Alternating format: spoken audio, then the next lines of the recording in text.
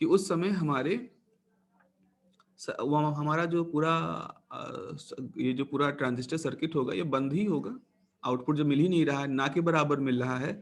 तो आप कह सकते हो कि भाई हमारा जो हमारा जो सर्किट है ये बंद हो चुका है। जैसे कोई फैक्ट्री है, फैक्ट्री में प्रोडक्शन होता है, अगर उसका प्रोडक्शन बंद हो जाए, बिल्कुल ना के बराबर हो, बहुत थोड़ा, तो हम कहते हैं कि हमारी जो फैक्ट्री है वो शट डाउन हो गई है। तो इस तरह से ये जो रीजन यहाँ पर क्रिएट हो जाता है, इस रीजन को हम नाम देते हैं कट ऑफ रीजन। तो कट ऑफ रीजन कब क्रिएट होता है? जब आपकी इनपुट करंट बहुत कम हो जाती है और करस्पॉन्डिंग आउटपुट करंट भी बहुत कम होती है। तो हमेशा हम प्रयास करेंगे कि इनपुट करंट इस तरह से इतनी कम ना होने पाए कि कट ऑफ रीजन वहां पर शुरू हो जाए। यहाँ देखो दूसरी तरफ, इस एक हिस्सा ये क्रिएट हो रहा है। इस हिस्से की खासियत क्या है कि अगर आपने कलेक्टर एमीटर वोल्टेज को बहुत छोटा कर दिया, जैसे यहाँ पर कर दिया, तो उस समय फिर हम जब ग्राफ को ऊपर बढ़ा ले जाएं तो हम एक ऐसे रीजन में पाएंगे जहां पर करंट अभी फिक्स नहीं हुई, करंट अभी ट्रांजिट स्टेट में ही बढ़ ही रही है। तो ये रीजन जो होता है, इस रीजन को हम नाम देते हैं सैचुरेशन रीजन। सैचुरेशन रीजन कब होता है? जब VCE बहुत कम हो जाए। VCE क्या है? VCE यहाँ लगने वाला वोल्टेज है जो एक तरह से बेस कलेक्टर जंक्शन को रिवर्स बायस करता है। तो अगर आपने VCE को बड़ा नहीं रखा, VCE को बड़ा रखने का मतलब इस वैल्यू यहाँ पे हो, अगर VCE को बड़ा नहीं रखा तो रिवर्स बायसिंग यहाँ पर नहीं आ पाएगी। रिवर्स बायसिंग नहीं आ पाएगी तो रिवर्स बायसिंग करता क्या था? याद करो, जब हम ट्रांजिस्टर लेते हैं तो जो यहाँ पर रिवर्स बायसिंग आप लगाते हो, इस रिवर्स बायसिंग का काम होता है जो बेस में इलेक्ट्रॉन है उनको खींच करके कलेक्टर में लाना। अगर आपने रिवर्स बायसिंग को स्ट्रांग नहीं किया तो ये इलेक्ट्रॉन जो बेस में आके इकट्ठा हुए हैं ये पूरी ताकत से खींचे नहीं जाएंगे कलेक्टर पे, और जब कलेक्टर पे नहीं खींचे जाएंगे तो जाहिर सी बात है हमारा ट्रांजिस्टर ठीक से काम नहीं करेगा। तो इस रीजन को हम सैचुरेशन रीजन कहते हैं। ये वाला रीजन सैचुरेशन रीजन है। तो मैं प्रयास ये करना है कि हम कभी भी VCE की वैल्यू को बहुत छोटा ना होने दें। अगर ऐसा हो गया तो हमारा ट्रांजिस्टर कहा जाएगा कि सैचुरेशन रीजन में चला गया।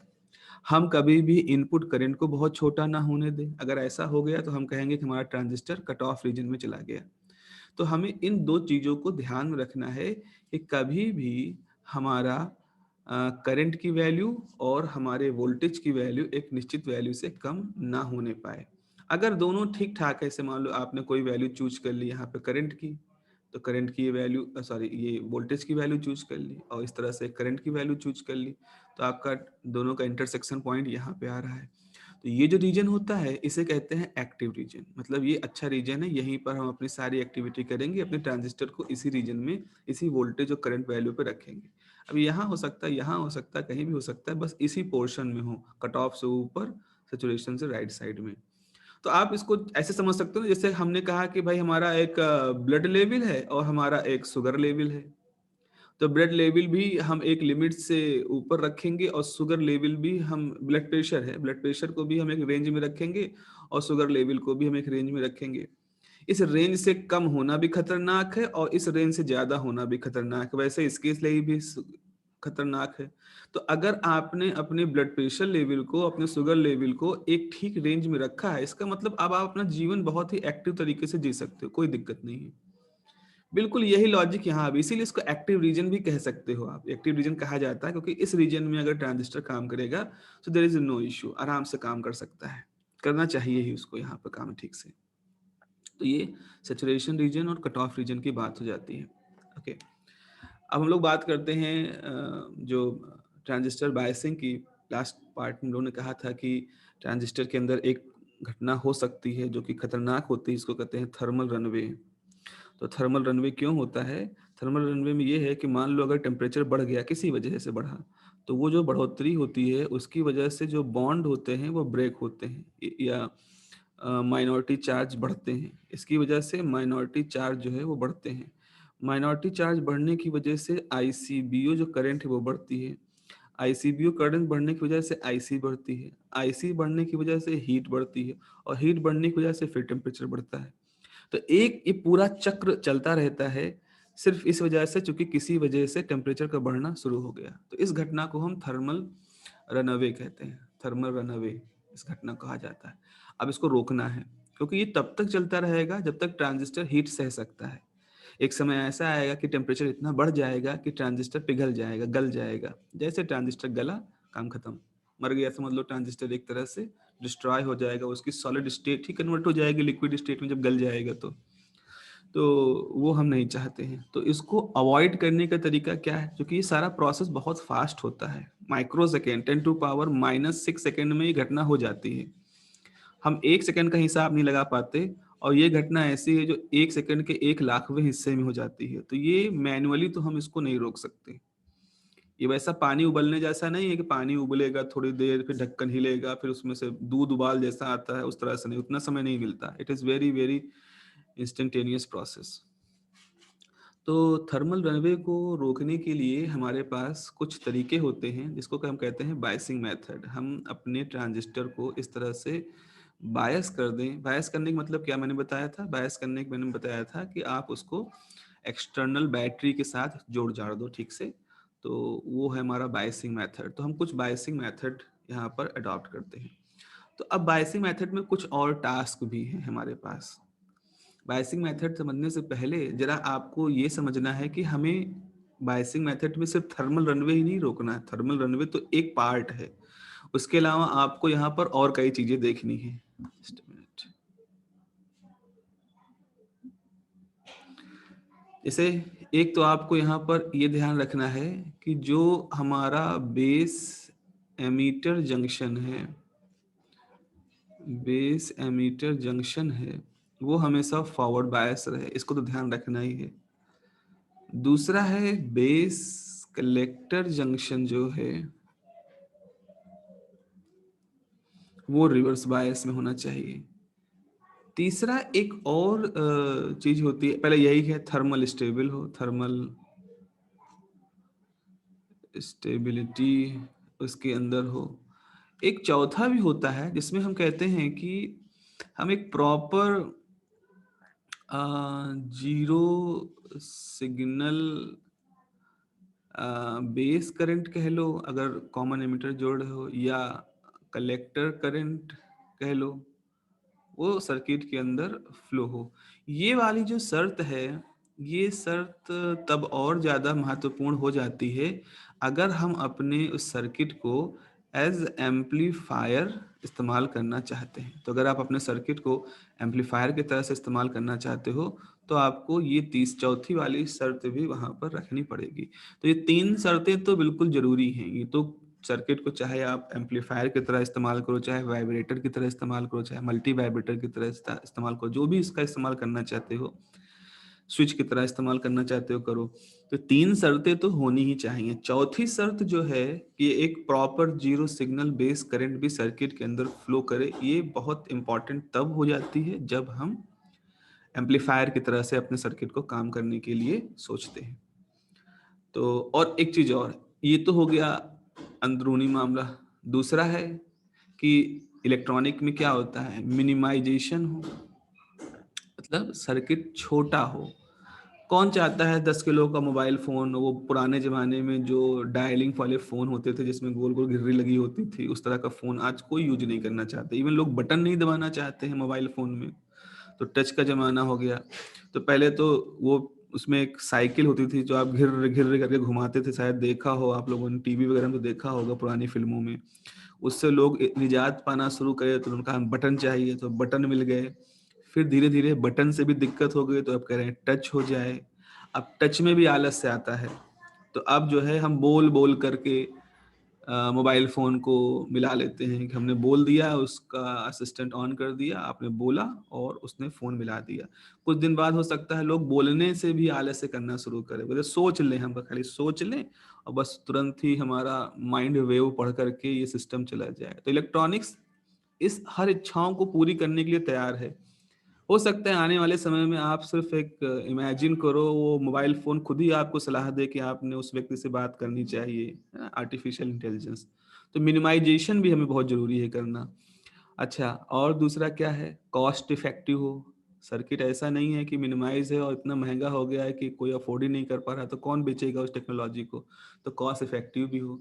तो कॉस्ट इफ़ेक्टिव कब होगा? कॉस्ट इफेक्टिव तब होगा जब उसमें लेस कंपोनेंट इस्तेमाल हो, है ना।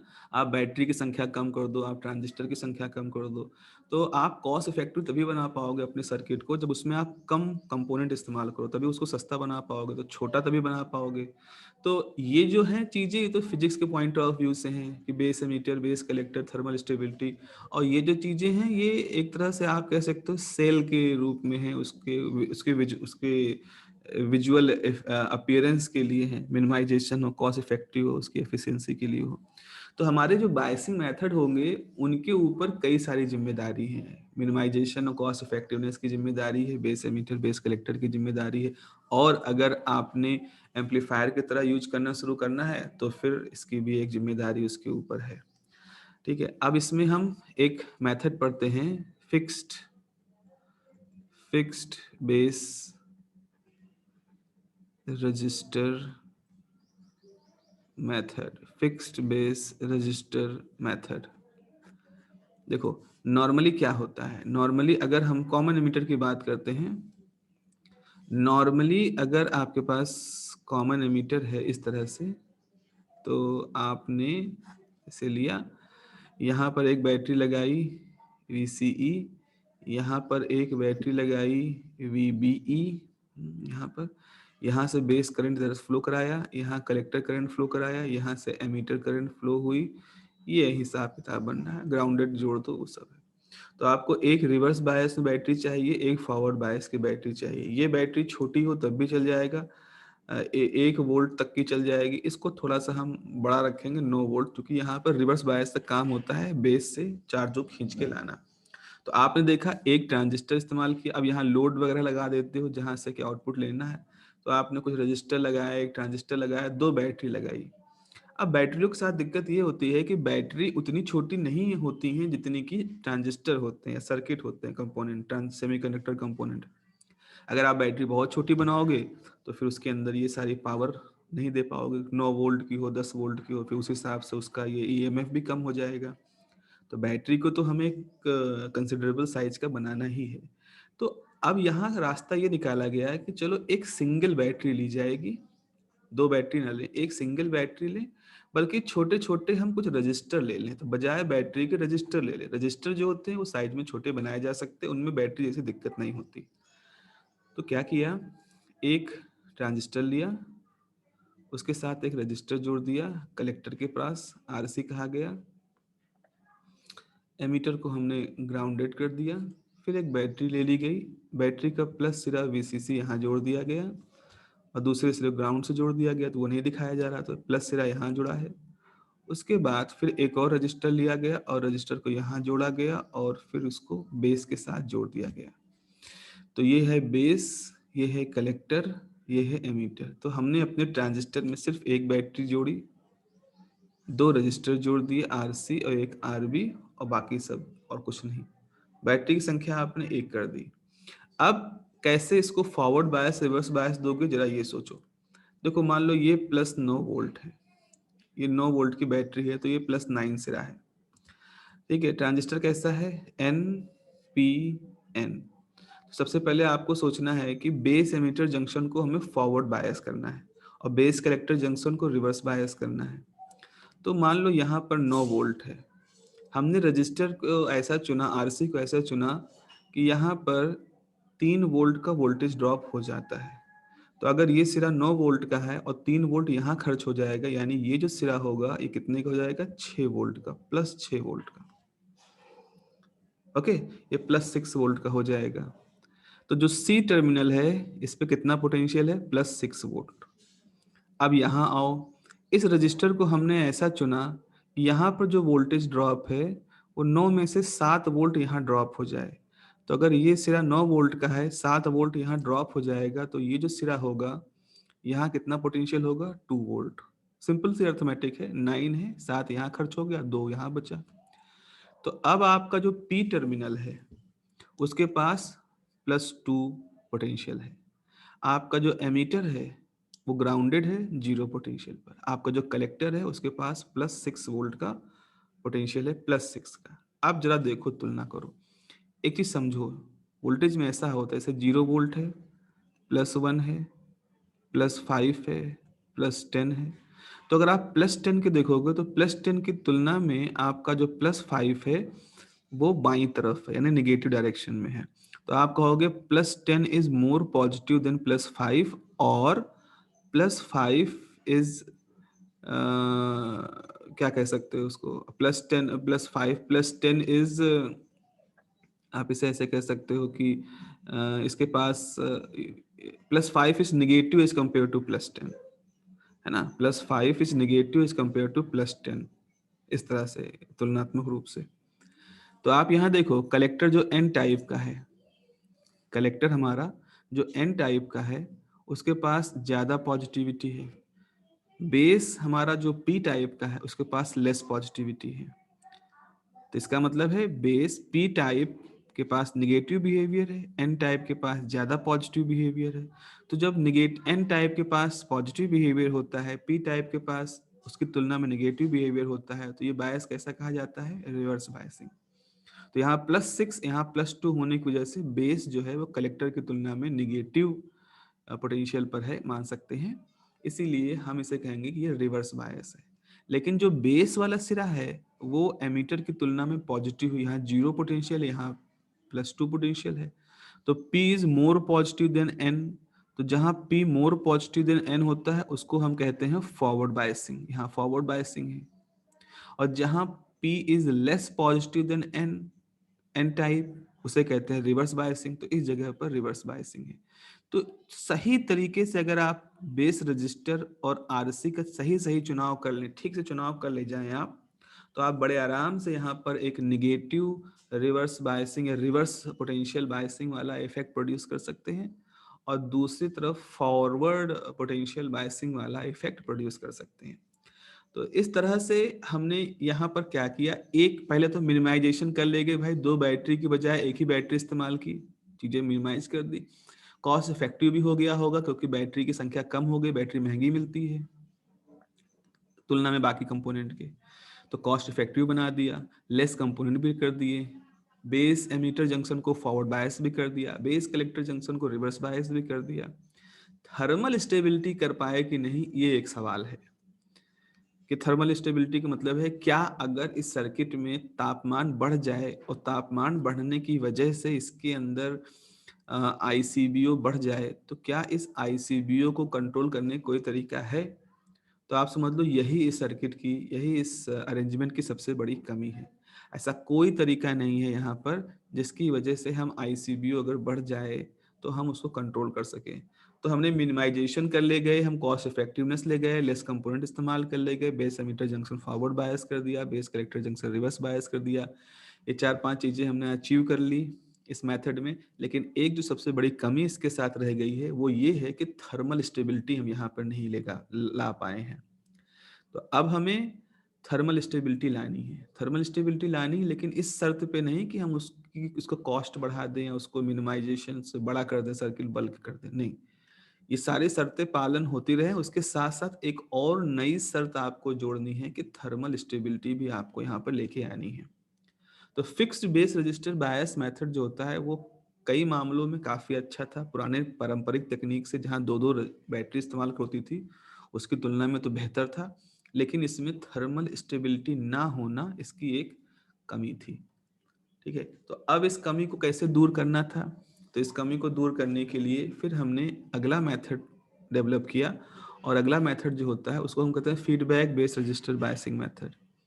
तो अब हम वहाँ पर एक इस fixed base register biasing method में अब हम एक फीडबैक का प्रोसेस यहाँ पर शुरू कर देंगे, और फीडबैक के थ्रू हम थर्मल स्टेबिलिटी को भी लाने का प्रयास करेंगे अपने सर्किट के अंदर।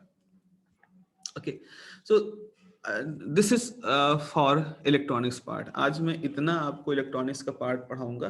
देन कुछ न्यूमेरिकल हमने कल आपके साथ ग्रुप पर शेयर किए थे, तो उन न्यूमेरिकल्स को भी पढ़ लेते हैं। बहुत सारे लोग, मुझे मुझे लगता है बहुत सारे आप में से लोग हैं जिन्होंने बायसिंग मेथड तक से पढ़ना शुरू कर दिया था। बहुत ज़्यादा लोग नहीं हैं जिनका बायसिंग मेथड के बाद से छूटा था।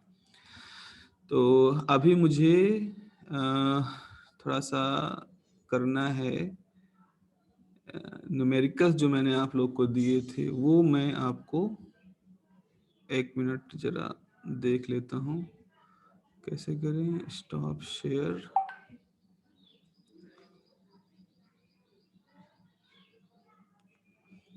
बेटा जीरो सिग्नल अमन, रजिस्टर मेथड में जीरो सिग्नल बेस करंट का क्या रोल है? जीरो सिग्नल बेस करंट मैं आपको डिस्कस करूंगा। अभी यहाँ पर बहुत चीजें अगर हम बता देंगे ना तो वो बहुत ही कंफ्यूजिंग हो जाएगा। जीरो सिग्नल बेस करंट हम बताएंगे अभी आपको जब हम ट्रांजिस्टर के बारे में बताएंगे। अभी बताएंगे उसको। लेकिन मैं थोड़ा सा आप लोगों को वो न्यूमेरिकल कराना चाह रहा था, क्योंकि वो छूट कैसे निकलते हैं इसमें से।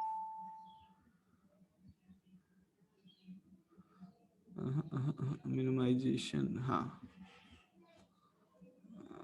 जस्ट 2 मिनट रुक जाओ बच्चा लोग, ये तिलस्मी दुनिया से बाहर निकल आए।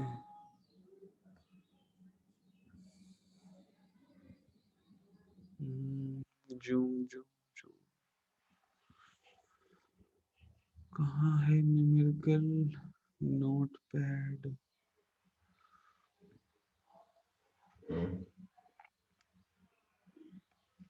न्यूमेरिकल जो मैंने दिए थे किसी ने ट्राई किए थे?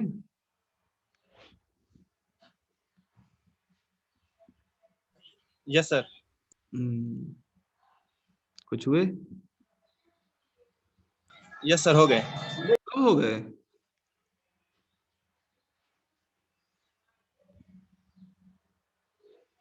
चलो अच्छी बात है, ठीक है। हंसेंगे तो बताना भाई फिर।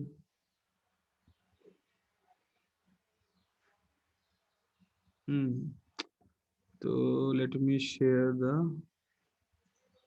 Note pad. यस, हाँ जी। देख रहे हो सब लोग, स्क्रीन अब दिख रही है न्यूमेरिकल की?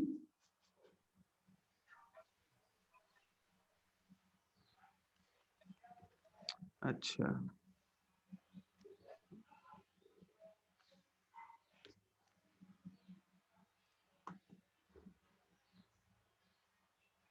क्या क्या हो रहा है इसमें?